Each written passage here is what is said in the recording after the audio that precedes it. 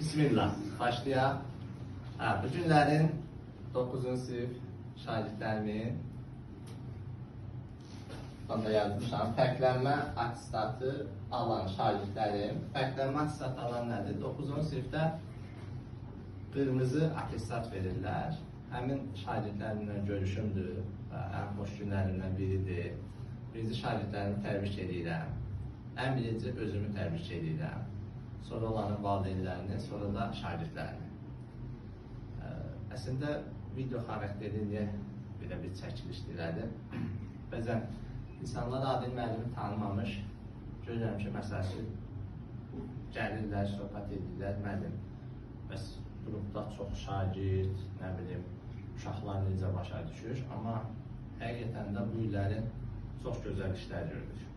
Həm 9-cu siniflər üçün, say deməyəcəm ümumi, amma sırf riyaziyyatdan belə deyim, 87 nəfər qırmızıya düşürlər, 87 nəfər. O, Dövlət İmtahan Mərkəzinin ki, 74.7-dən yuxarı toplayan şagirdlərin sayı 87 nəfər idilər. Amma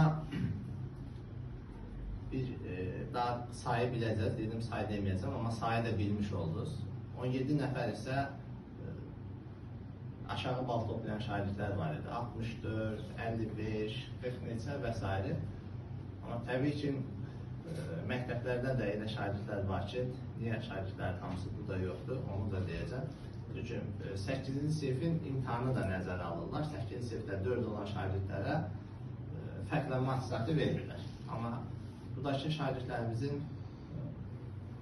həm ümumi qırmızı attestat alması, şəhadətnamə deyil əvvəl, indi fərqlənmə attestat alması, həm müəllimlərin əziyyəti, tək bu əziyyətdən olmur və digər müəllimlərin də burada əziyyəti çoxdur. Azərbaycan dili, İngilis dili, həmçər yoldaşlarımı da təbrik edirəm.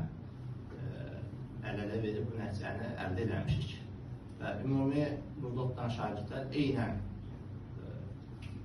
belə deyim də, 35-40 nəfərlə dərs keçilən şagirdlərdir ki, maşallah olsun, hamısı fərqlənmə attestatı alırlar. Bunları da bir qəşəngliklə alarsınız, ondan sonra bunları da bir hamısını qəşəng düşsünlər. Və bu da bizim hədiyyələrimiz, sonra hədiyyələrimiz, saatlarımız. İnşallah bunları da təqdim edəcəm. Hamınızı təbrik edirəm. Alqışlayaq.